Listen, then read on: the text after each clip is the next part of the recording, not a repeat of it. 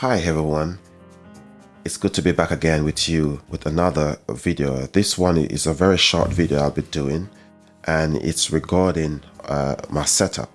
Someone left a message in the comments on YouTube asking about my setup. How do I go about setting up OBS to do my screen recording, etc, etc. So let me just show you quickly what I've done. Okay, at the moment I'm using an external microphone with my interface, and that's from Steinberg, and it's UR44. When I turn my head, sometimes you can see a reflection in my glass, and the reason for that, I'm using a ring light to fill out the shadows that the light above me creates. Okay, so that's my setup along with my webcam from my phone, and that is my setup from my outboard. Okay, so let's go into the computer. What I'm currently using to do this video is my ScreenFlow. Right, so I'm using ScreenFlow to do this video. The first channel is for my desktop.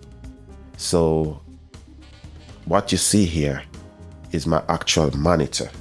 Okay, so I pick that up, and the second channel is my computer audio. So anything that I play from the computer, right, it should pick it up. The third channel is my microphone that I'm talking through. Okay, and that is the Steinberg UR44. The fourth and last channel that I put into these settings is my phone camera, and that's how you'll be able to see me. Okay, so I can close out of that. So that's the settings for ScreenFlow. It's very simple, but yet effective. When things are too technical, it can be overwhelming, right, for someone, right, especially if you are a beginner. There are quite a few softwares that I have here on my computer at the moment that I can use to do my screen recording, but I choose to use ScreenFlow for a reason. So there is OBS. Oh yeah, you can see me. Right, so in OBS, right, if you can see over on my left hand side of the screen to the bottom, it says scenes, sources, and audio mixer. So let's just focus on these two sections here. So the source and the audio mixer, right, where you can see the signal going up and down. Right, so that's my microphone there. Right, go back to the source. You have my camera, you have the microphone, and then you have the screen capture. What is going on here is quite simple. It's a simple setup that I've done. Right, so each of these entities, they have their own settings that you can go into and make your adjustment. So for example, there are two settings that goes with all of these channels, right? You have some channels that have a little bit more than the others, right? So I'll show you in a minute. Right, so you have properties and filters. That goes with every channel that you create in OBS, right? So for example, if I go to screen capture, I can go to properties or I can go to filters. What is filters? Filter is like plugins. So if you want to put like a reverb and something, or you want to put compressor, gate, or anything of that nature, then you use the filter to do so. Let's just give you an example. I'm in my screen, yeah. So in the screen, you see it said audio filter. So if I click on the plus sign, it comes up with equalizer, compressor, expander, gain, polarity, limiter, gate, noise suppression, and the list goes on. Upward compressor, and then you have VST compressors. If you have VST plugin in your computer, then you will have that option. But if you don't, you won't have that option, right? So that's what that is there for. And the bottom section is an effect filter. Again, based on the nature of what the channel is created for, then you have your effects for colors, and the list goes on and on. Okay, so let me close out of that. So if I go to my microphone, as you can see, look, there is another section that's added on to the settings where it said device. So in device, you can choose whatever you want as your microphone. You can use your internal microphone. You can use sound coming from your computer, right?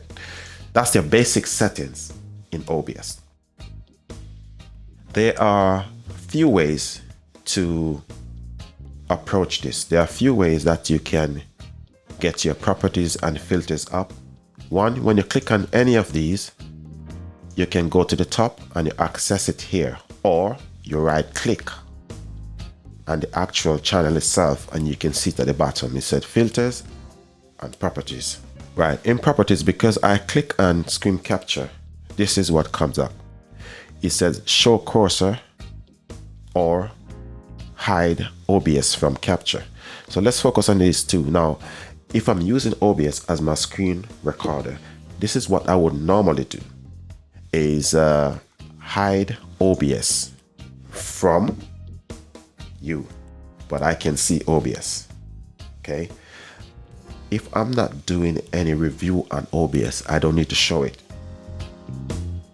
It just makes sense, right? So if I'm doing demonstration or teaching on any other softwares, I don't need OBS to be in the way. So it's easy for me to just hide it here. So you won't see it, but I will be able to see what's going on OBS. And I think it makes perfect sense. Same with your cursor, which is your mouse. You can see the mouse. So if you look into this screen, you can see the mouse there. Okay. So it's the same thing. If I uncheck the box, you won't see the mouse anymore. In this box here, obviously you're seeing the mouse now because I'm using ScreenFlow to do the recording. So ScreenFlow is picking up everything that's going on. But I'm just showing you as an example. If I was just using OBS to do my screen recording, you won't be able to see this mouse moving right now because I unchecked the button. I unchecked that box, right? So if I checked it back, you will see the mouse now on OBS. That's the beauty about this software. It's fully customizable, and that's what I like about it. It can get very technical if you wish to do so. But my advice is that just use what's necessary and don't go overboard.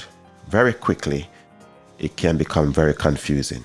Okay, that is how I do my setup with, oh, another thing, sorry.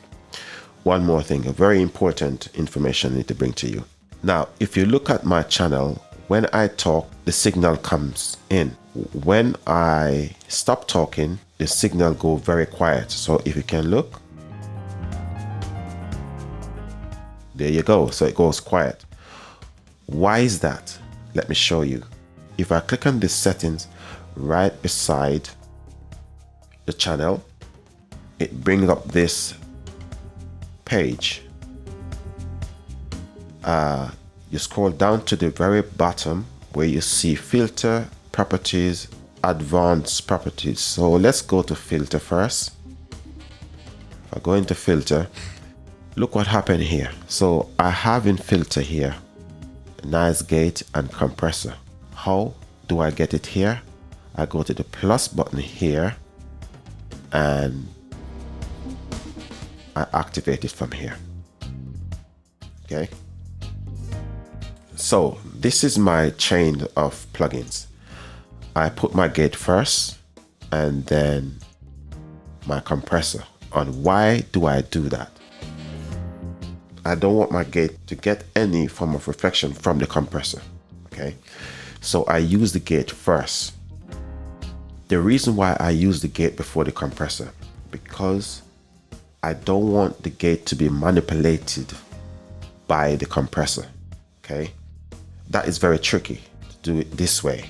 Okay, so the purpose of the gate is to take out my background So what I have here is minus 32 dB and my threshold, which is the closing, and the opening I leave it as default. I don't need to touch that. I'm happy the way how it opened. Okay, all I do is just bring it up to 0 dB, which is the maximum, and allow all the background to come through, and take my time and tone it down, tone it down, tone it down, tone it down until that signal is gone. Right, I push it a little bit further down, and then I bring it back up to that point where I know it's capturing everything that I say. But when I'm not talking, it's all gone. And that's how I come to these settings. Now the compressor, on the other hand, whatever signal my gate cuts out, my compressor compensates for that. So if I talk very, very soft and my gate don't pick it up, my gate keep closed at that point when I'm talking very soft, my compressor comes after and push that quiet sound a little bit further up, right? So it helps to push through the gate. Okay, so that is the reason why I set it this way. I hope this brings some enlightenment to the person that asked for this video. It's a pleasure for me to share my experience with you guys. There will be more in-depth video on OBS just for you. Drop me a text, a message in the comments, and let me know what you want me to talk about on OBS or any other software that you see I'm using, like Cubase, Logix, Studio One. Anywhere I can help, I'll try my best to do so. Right? So don't forget to like, subscribe, and share that link, okay? And I'll catch you in the next video. Peace out.